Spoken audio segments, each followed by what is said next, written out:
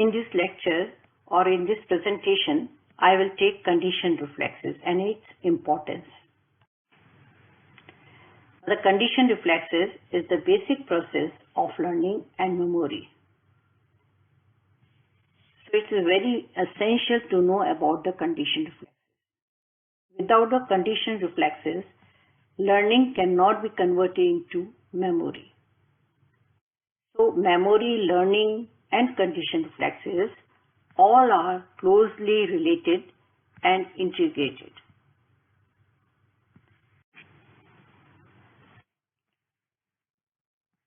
Learning and memory is primarily a function of the cerebral cortex, but in lower animals and even in unicellular animals,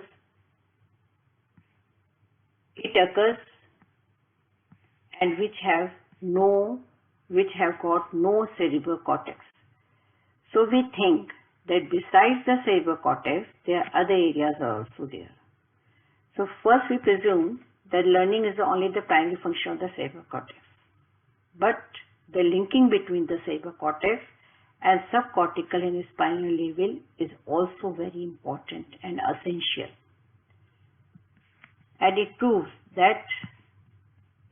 means the unicellular animal also can learn, or low animals or worms also learn. So it proves that learning is not a primary function of cerebral cortex alone. Next slide. Neurophysiological basis of learning. Now the different processes has been adopted for study of the neurophysiological basis of learning. These are classical conditioning of Pavlov or instrumental conditioning.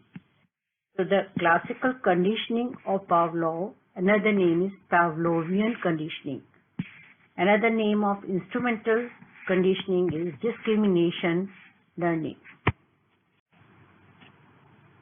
Now, what is the importance of the unconditioned reflexes? No doubt we are reading about the condition. We are not studying this time unconditioned reflexes. Unconditioned reflexes are the basis for the conditioned reflexes. It means that without unconditioned reflexes, we cannot develop conditioned reflexes. First thing. Second, to develop the reflex, we need constant presence of unconditioned reflexes. So there is a presence is essential. Presence of unconditioned reflexes is essential. So for example, speaking, reading, calculations, we require unconditioned reflexes first, and then it can be converted into conditioned reflexes. Now the Ivan Pavlov, few words about the scientist. He is a Russian physiologist. In early 1900s, he was working on digestive system. He discovered salivary reflex accidentally. And for that, he won Nobel Prizes for his discovery. According to him, reflex depend on the nature of the stimulus, and it is a general psychological process. It is a general psychological process, and it depends on the nature of the stimulus. So, by the variety of the ways, Pavlov studied his research. Now, what is the classical conditioning of Pavlov? A conditioned reflex is a reflex response which is acquired. You know, conditioned reflex is always, it means acquired, and unconditioned reflex is inborn. So again, I am repeating about the classical definition. Conditioned reflex is a reflex response which is acquired after repeated application to another specific type of stimulus. Now this specific type of the stimulus as I have written in brackets, is a neutral stimulus. Previously is not able to elicit the response. Previously means when the conditioning is not done. That neutral stimulus normally evokes such response. Such response means that unconditioned response. So the conditioned reflex is a reflex response which is acquired after repeated application to another specific type of stimulus that normally evoke such response. So the reflexes are of two classes: inborn or acquired. This is general classification. Inborn or unconditioned reflexes, acquired or conditioned reflexes. Present since birth, inborn present since birth, while acquired after experience later on in adulthood or in child also. So it is inborn or acquired, unconditioned or conditioned. Now, what setup made by the Pavlov during the experiment? Now, the dog is lashed here, and you will find there is the tube, and this tube collects the saliva drops, which automatically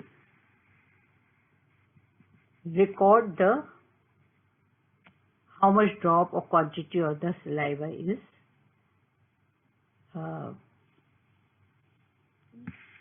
salivate. So this is Pavlov's salivary conditioning situation.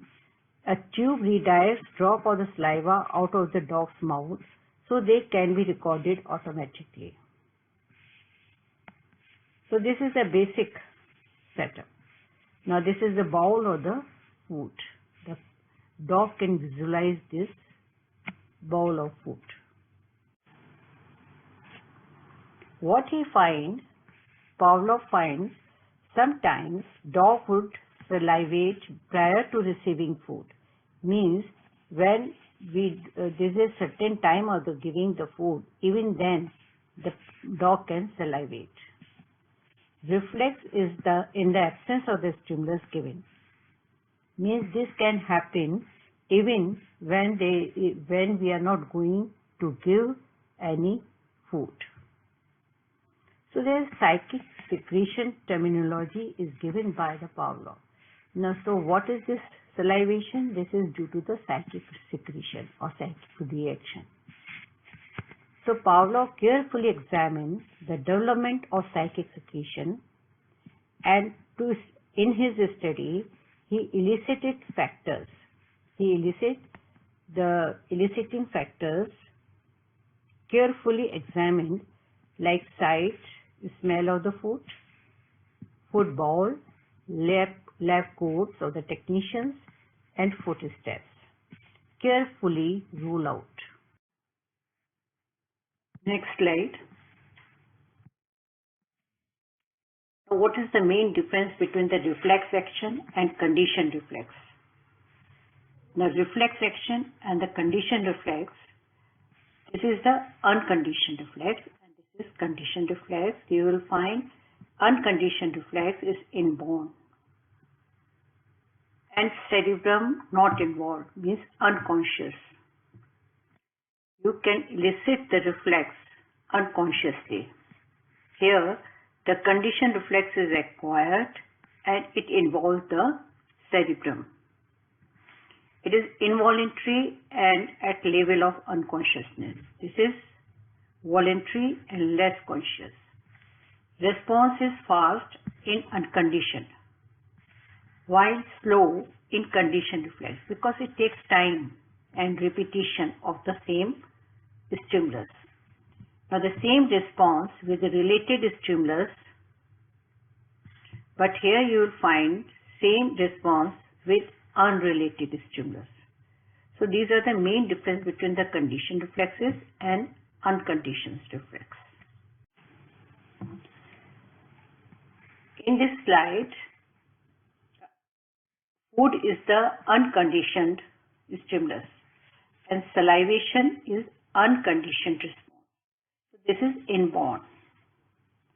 So whenever the food visualized or put inside the mouth, then there is salivation. Now, to make other neutral stimulus as a conditioned stimulus, we suppose here in this example bell.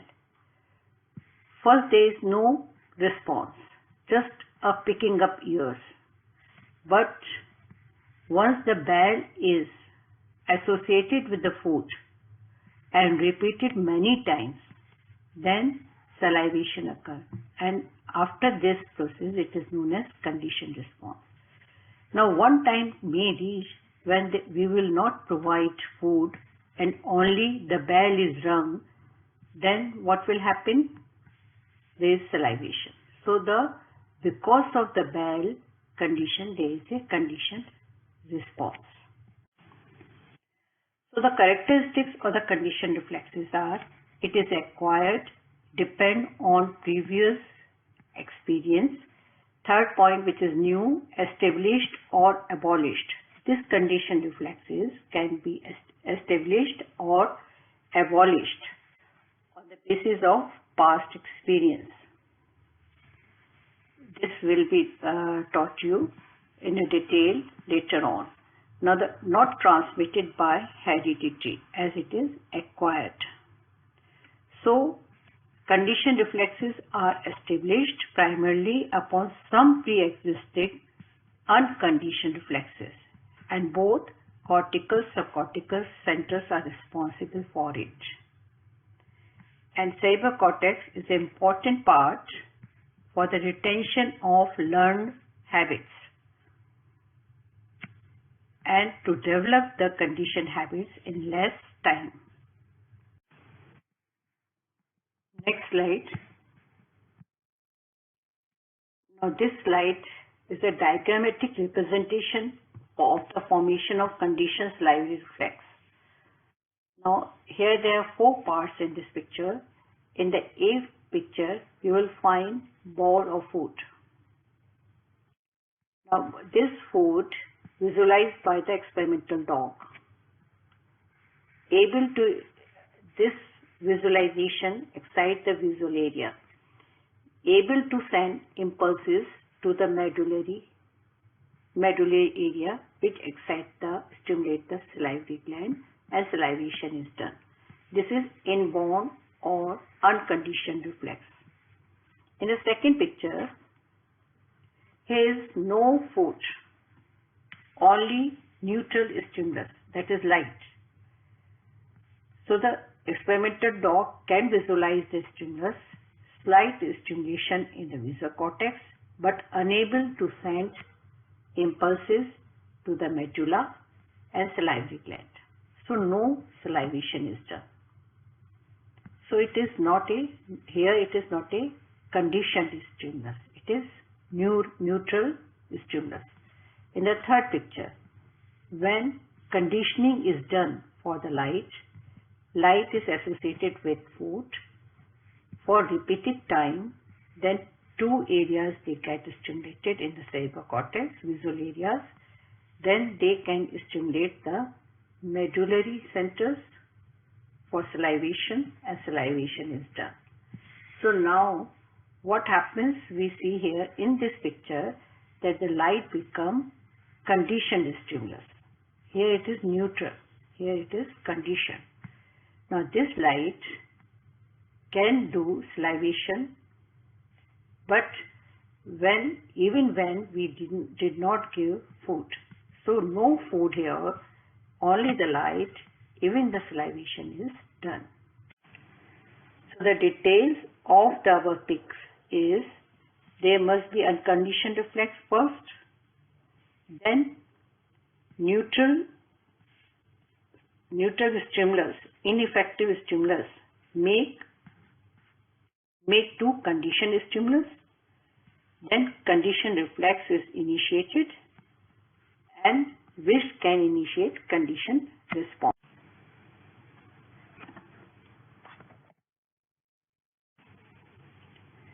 But Pavlov has confined his practical to the dogs.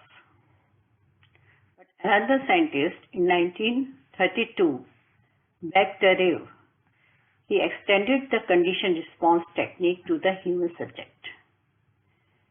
And what he do? He gave an electric shock as an unconditioned stimulus. So there is a reflex withdrawal of the shocked limb. Now the unconditioned stimulus is the shock.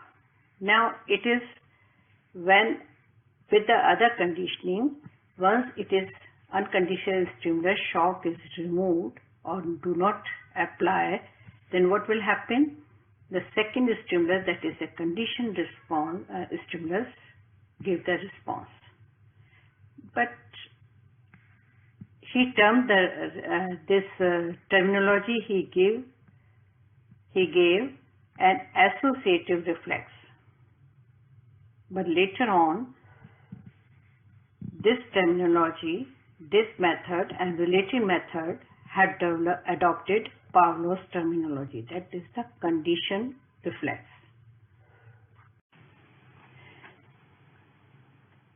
So here you will find by the conditioned reflexes, habits or behavior can be changed. And this, once the behavior is changed or habit is formed, it means it is done by the long-term memory. So the cerebral cortex is responsible for the establishment and retention of the learned habits. Okay? In absence of the cerebral cortex, certain conditioned reflexes can be established in subcortical areas.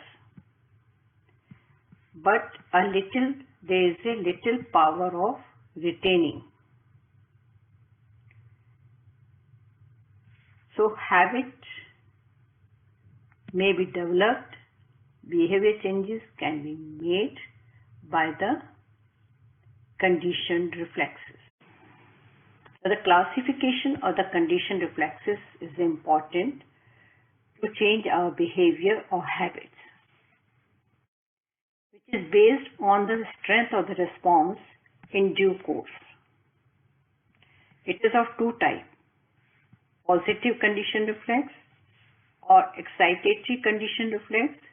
Second is negative or inhibitory conditioned reflex.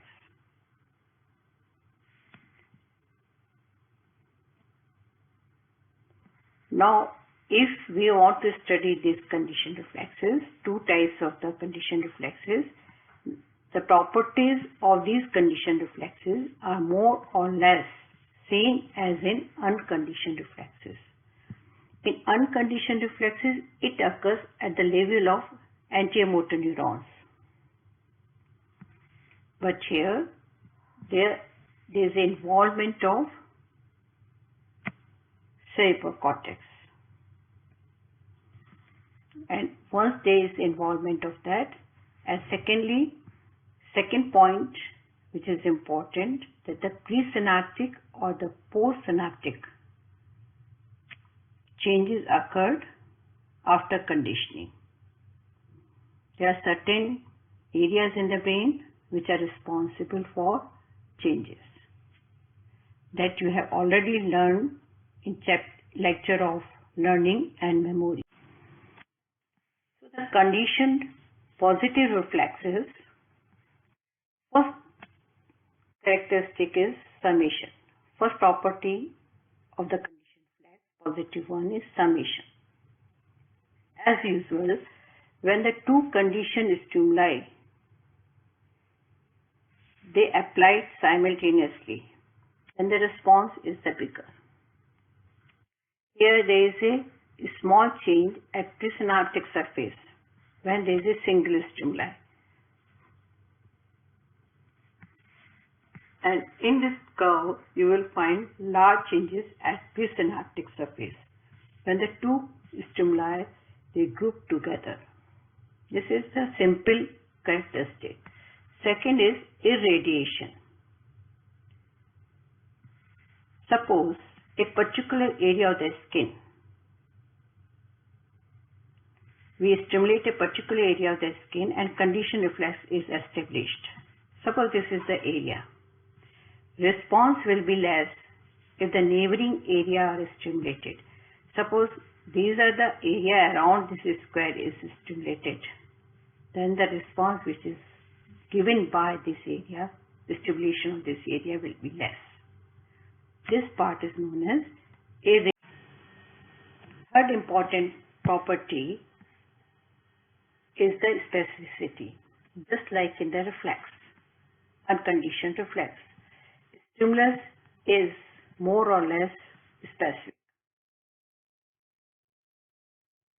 Now the conditioning is made by any sensation, maybe general or specific, or any neutral stimuli which is able to respond later on after conditioning.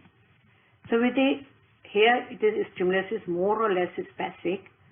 The particular sound is specific for any conditioning, then a note with a different pitch will be ineffective. And condition is that the animal must recognize the difference between the two pitches. So a different pitch, second stimuli conditioning, will vanishes out the effect of the first one. So the stimulus is more or less specific. Fourth is discrimination, another way of testing the law of specificity. If one sound is associated with unconditioned, another sound is associated with no food, then by using a set of the cogs whose vibrations lie somewhere between the two sounds, the range of the discrimination by the animal can be tested. So the two stimuli, two conditions, unconditioned, this is unconditioned stimuli, this is unconditioned stimuli, and in between these two stimuli, the range of the sound, range of discrimination by the animal can be tested. Fifth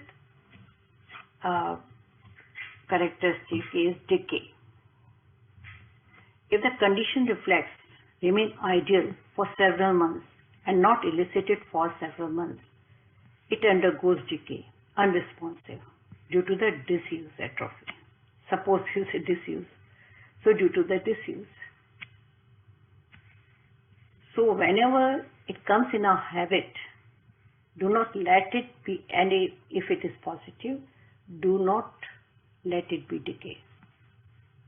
Decaying means do not disuse. So reinforcement is important with unconditioned stimuli.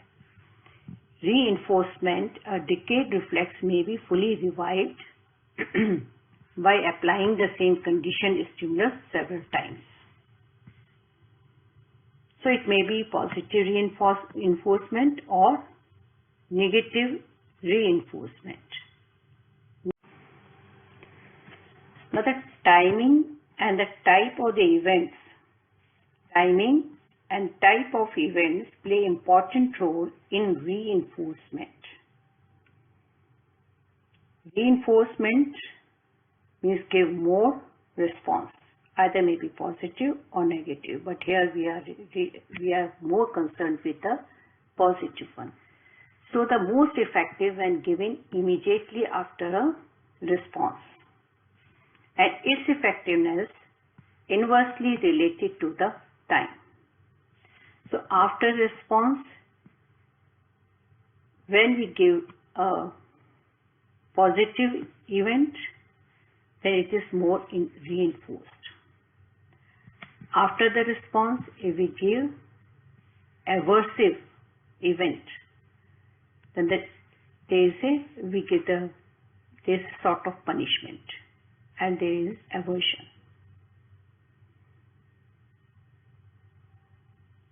Here in the positive, after the response event is removed, if a child is studying well and we have ruled out the punishment, in this condition we gave the punishment, you stand up for 1 hour, but here we didn't give any punishment to the child. You stay here and you do well, then you remain seated in the class. So it is again a reinforcement. Again, aversion will be happen when the discomfort removed by the response. Linking. Suppose lively reflex is established by using a gong sound. So it is a primary conditioned stimulus. Now the second conditioned stimulus, just like the flash of light, applied just before 10 seconds of the gong sound, means this is the primary conditioned stimulus.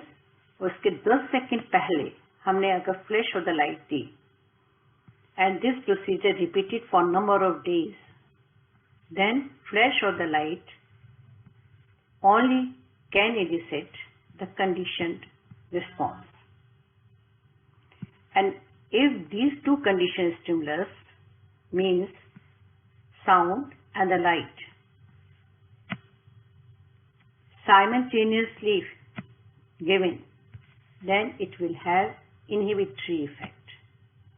So this is the linking between the two conditioned stimuli. Next point is the trace phenomena.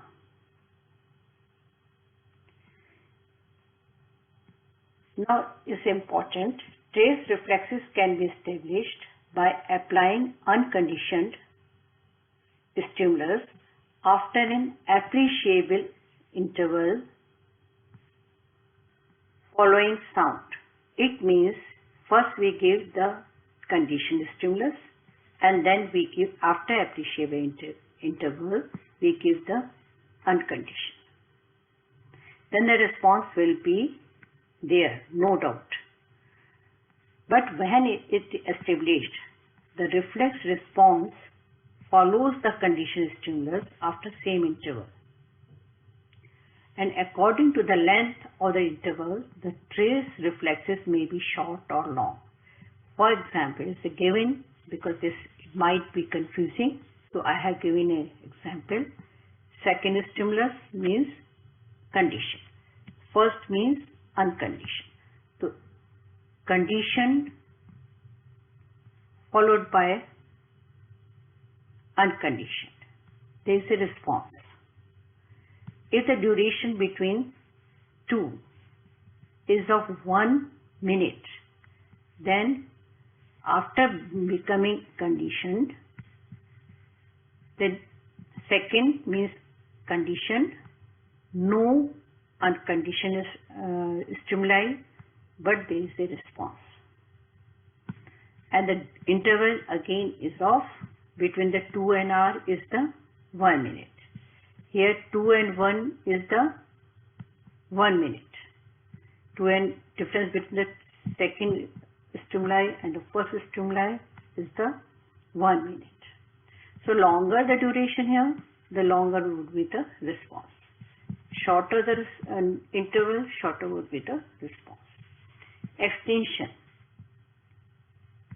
Now if we stimulate second after the conditioning, the point is after the conditioning, if this stimulus, second stimulus means sound is given, then one unconditioned food, and again we have given second means conditioned stimuli is repeated, then no response with the first one, means unconditioned stimuli effect is extinct. There is no response with the first unconditioned stimuli. Now, induction is a little bit complicated. Positive conditioned response induces a state of increased inhibition. We have read it over here. Similarly, an inhibited conditioned reflexes create a state of increased excitation. So there is a reverse one. Similarly happen here, just like in extension. If there are two conditioned stimuli, then positive and negative conditioned stimuli, then positive conditioned response induces a state of increased inhibition, and inhibitory conditioned reflexes create a state of increased excitation.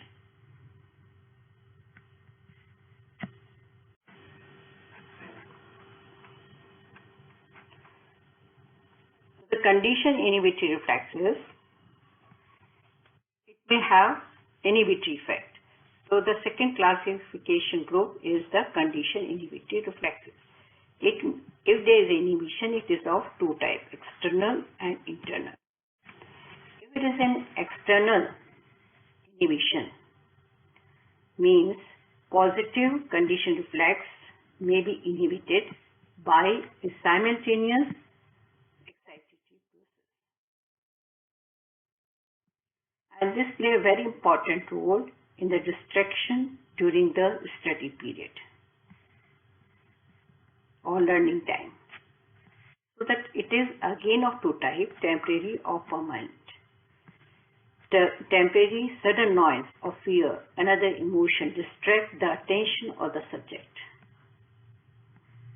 Sudden noise, sudden event or the fears or other emotions will divert the patient's subject attention, and there is inhibition of the conditioned reflex.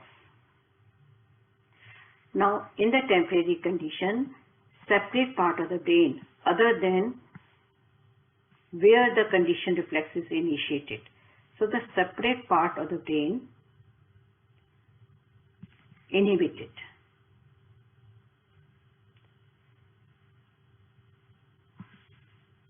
As soon as the distraction is over, means this event is gone, then reflex return. This is a temporary loss. Temporary loss of the permanent loss of the conditioned reflex occurs if the distraction lasts long in timing and continued. So the inhibition will also be prolonged. और तब तक रहेगा जब तक ये permanently might be permanent damage may occur.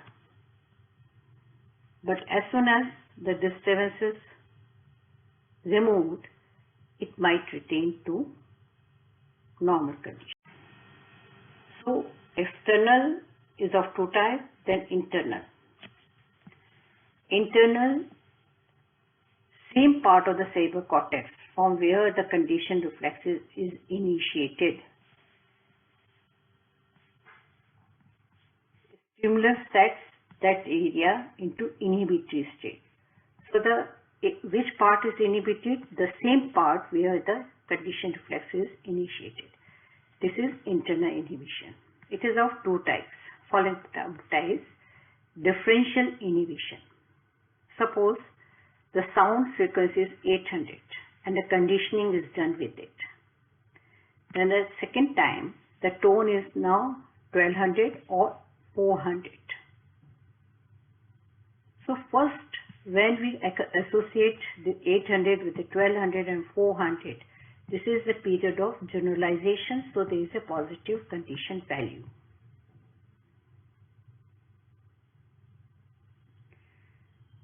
But original stimulus be repeated and not the others. A time comes when the other tone not only become ineffective but exert an inhibitory effect on the primary stimulus. अगर मैंने इसको ज़्यादा use किया, इनको कम use किया, तो ये केवल इनहिबिटरी नहीं होंगे बल्कि ये इनहिबिटरी एक्सर्ट भी करेंगे. इनइफेक्टिव होने के साथ साथ ये इनहिबिटरी इफेक्ट डालेंगे 800 Hertz per. So this is called, with the inhibitory effect on the primary stimulus, this is called period of differential inhibition. Now this can be explained by the dogs practical. 800 पे suppose 4 drops are in saliva की, 4 to 5 drops. And when we associate with the 1200, this is reduced to 2 to 3. Again, when we associate with 400, it is reduced to 2 to 3 drops. So there is a summation also occurs. Period of differential inhibition as well as summation. Now the internal inhibition continued. In this slide, the second point in the internal inhibition is extinction. Extinction means there is extinction or disappearance due to the development of an inhibitory state in the cortex. Once this happens, then means pre-existing conditioned reflex, which is based on the inborn reflexes, are also inhibited. Extinction by inhibition. So it is due to the development of inhibitory state in the cortex. During the progress of the extinction, other pre-existing conditioned reflexes, which are based on other inborn reflexes, also inhibited. Now the conditioned inhibition.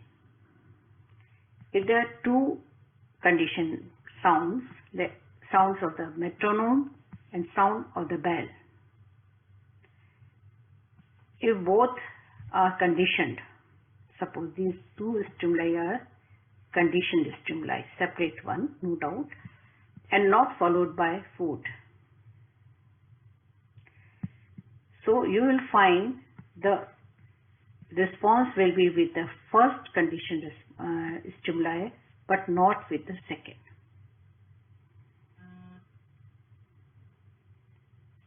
Okay, this point is clear? To have an inhibitory effect, the additional stimulus must overlap the primary stimulus.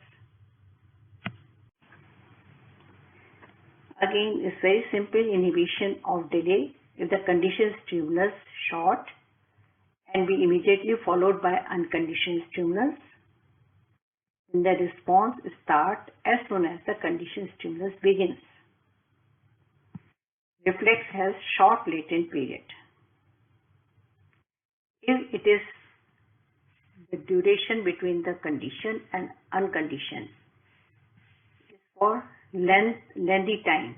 Suppose one time, difference between two is 1 to 3 minutes, say, between the two stimuli, conditioned and unconditioned.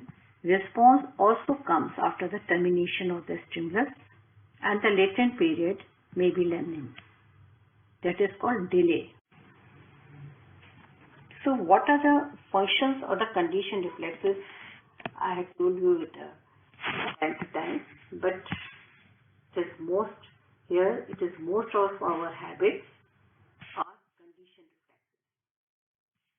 So our behavior is dependent upon conditioned reflexes. It is of immense personal and social importance, and it has a great applied value in clinical and psychological medicine.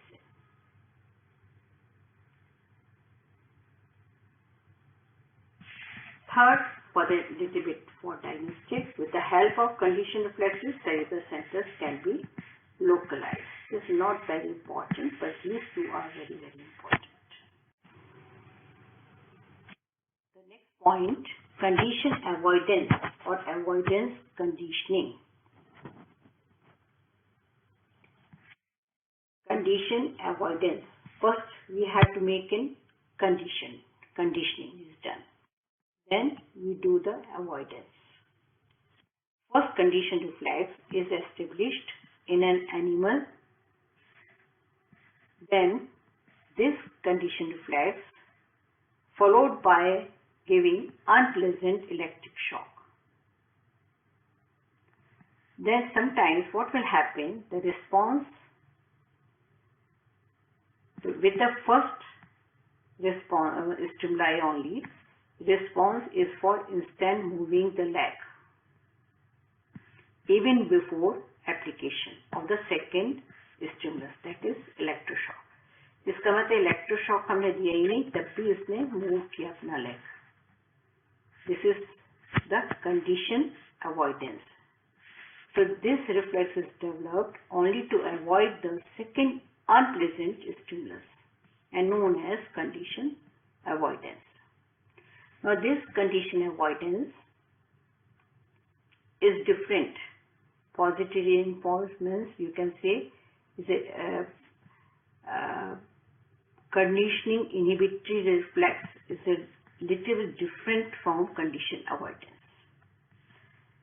Now the operant conditioning, this is another terminology we have to learn. Operant conditioning. Now it differs from the classical and avoidance conditioning in the following features. So the classical conditioning reflex and condition avoidance is differ from operant conditioning.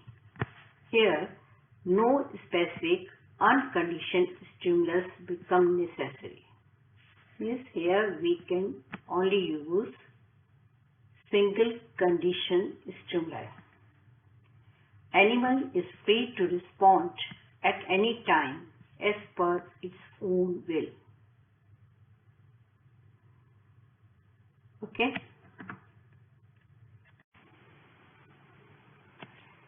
Now the discrimination learning.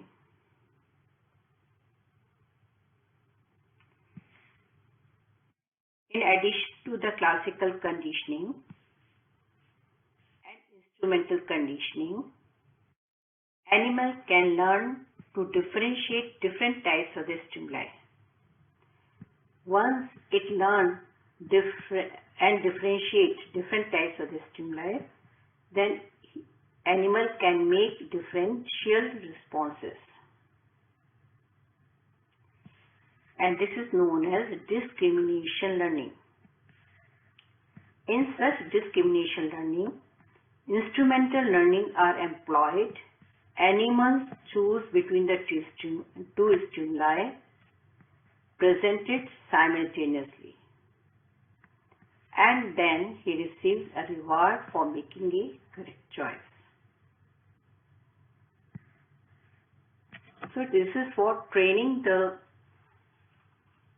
any animals for doing good work, good job.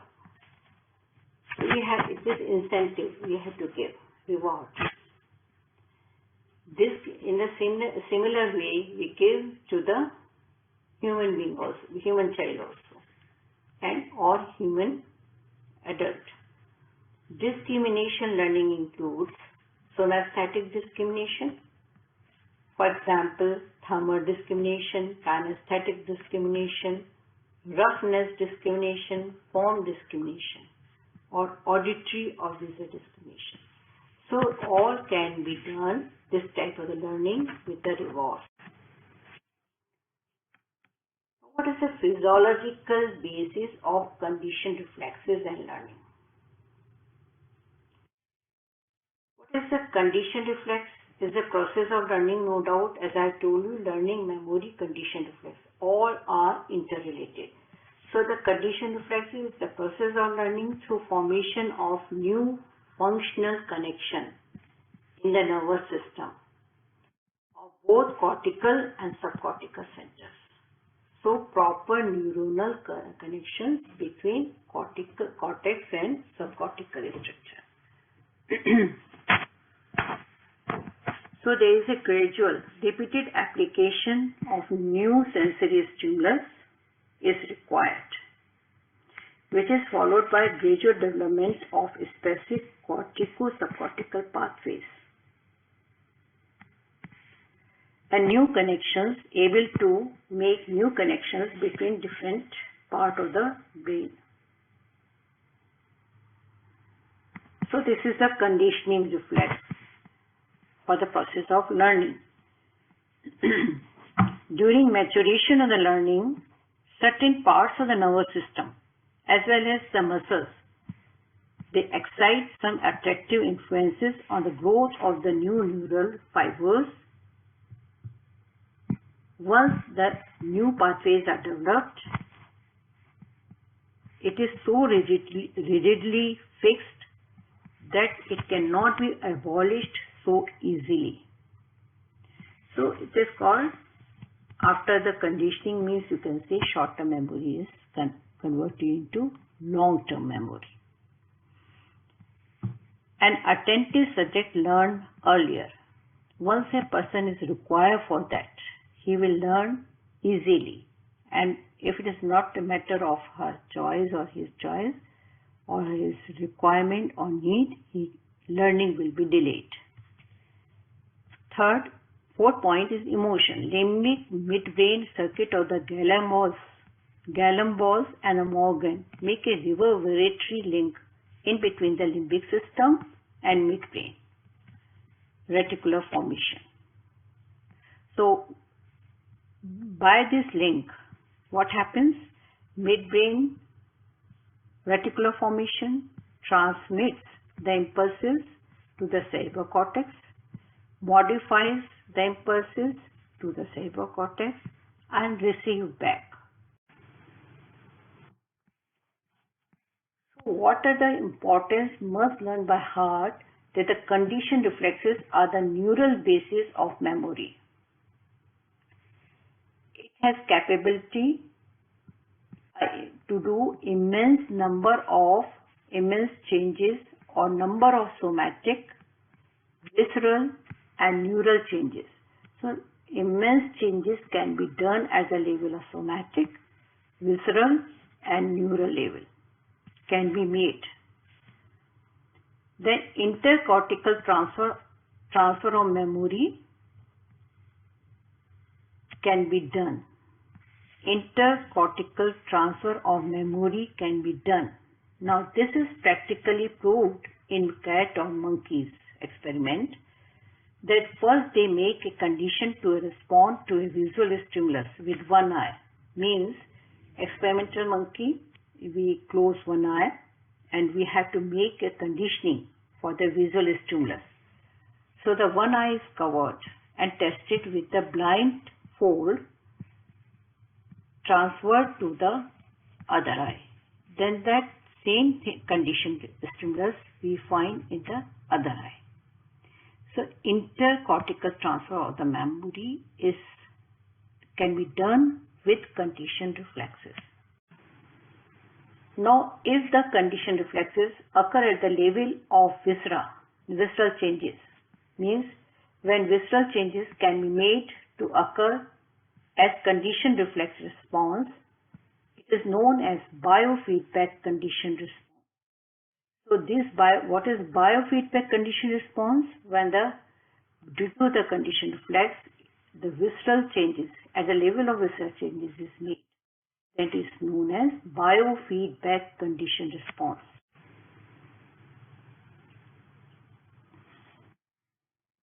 Now we will see a little bit about the effect of the drugs upon conditioned reflexes. We all know the caffeine and strychnine increase the effect of positive conditioned stimuli and inhibition of the internal inhibition. So as soon as you take a cup of coffee, then what you will find? There is an increased alertness. Alcohol weakens the internal inhibition, slight in moderate doses. Bromide increases internal inhibition. So negative inhibitory conditioned reflexes. Hypercalcemia again increases inhibitory processes.